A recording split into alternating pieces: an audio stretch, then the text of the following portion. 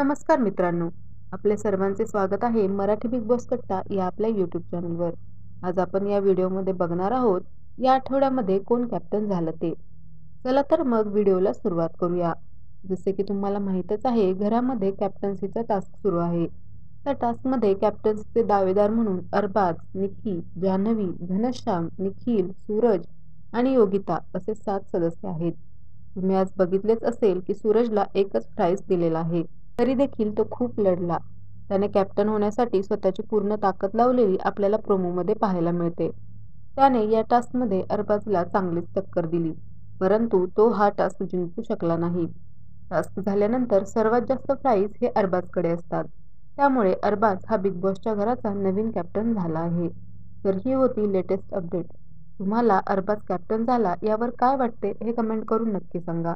आणि अशाच अपडेटसाठी आपल्या चॅनलला सबस्क्राईब करायला विसरू नका.